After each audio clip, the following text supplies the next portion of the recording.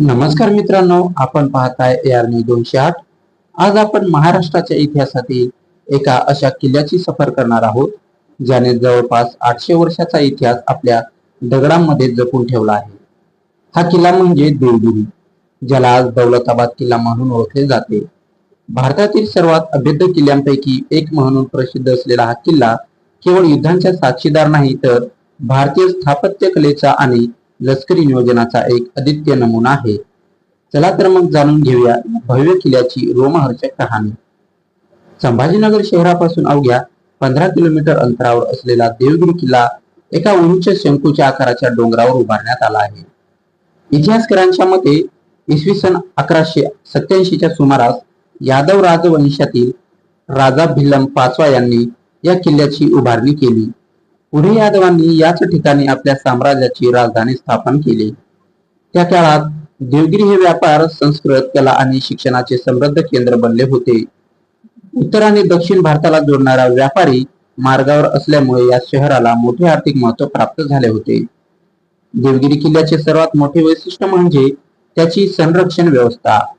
किल्ल्याभोवती खोल खंदक, मजबूत तटबंदी, विशाल दरवाजे आणि शत्रूला गोंधळात टाकणारे वळणावळणाचे मार्ग तयार करण्यात आले। या किल्ल्यातील सर्वात रहस्यमय भाग म्हणजे अंधेरी। हा पूर्णपणे अंधारात असलेला बोगदा शत्रूची दिशाभूल करण्यासाठी तयार करण्यात आला होता। आत प्रवेश केल्यानंतर योग्य मार्ग शोधणे जवळजवळ अशक्य होत असे। वरून सैनिक दगड, गरम तेल आणि बाणांचा मारा करत असत, त्यामुळे हा किल्ला जिंकणे अत्यंत कठीण मानले जात होते। मात्र देवगिरीची वाढती संपत्ती आणि समृद्ध दिल्लीच्या सुलतानांच्या नजरेतून सुटली नाही। इसवी सन 1296 मध्ये अलाउद्दीन खिलजीने देवगिरीवर आक्रमण केले आणि यादव राजा रामचंद्र यांनी प्रतिकार केला, परंतु अखेर तह करावा लागला।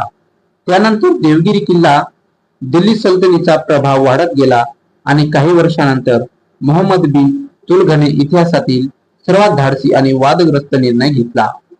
त्याने दिल्लीची राजधानी देवगिरी येथे हलवण्याचा आदेश दिला आणि शहराचे नाव दौलताबाद ठेवले। हजारो लोकांना दिल्लीहून येथे आणण्यात आले, मात्र पाणी टंचाई अखेरसह राजधानी पुन्हा दिल्लीला हलवण्यात आली। देवगिरी किल्ल्यातील आणखी एक आकर्षक म्हणजे चांद मिनार। सुमारे 210 फूट उंच असलेला हा मानोरा बहामानी काळात बांधण्यात आला। लाल दगडांनी सजलेला हा मानोरा आजही पर्यटकांचे मुख्य आकर्षण आहे।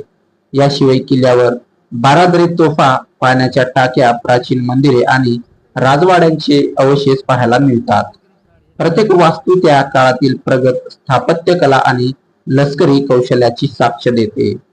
यादव, खिलजी, लगुलक, बहमानी, निजामशाही, मुघल, मराठे आणि निजाम अशा अनेक संतांनी या किल्ल्यावर राज्य केले।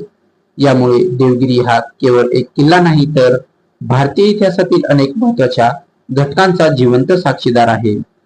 आज देवगिरी किल्ला भारतीय पुरातत्व सर्वेक्षण विभागाच्या संरक्षणाखाली असून दरवर्षी लाखो पर्यटक येथे भेट देतात। इतिहासप्रेमी, छायाचित्रकार आणि पर्यटकांसाठी हे ठिकाण एक अनमोल वारसा आहे।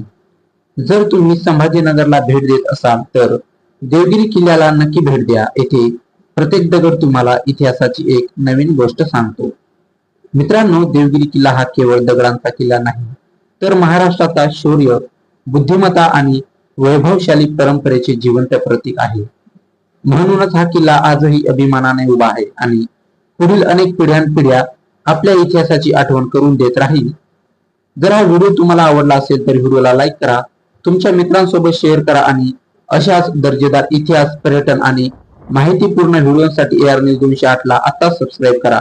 धन्यवाद। जय हिंद, जय महाराष्ट्र।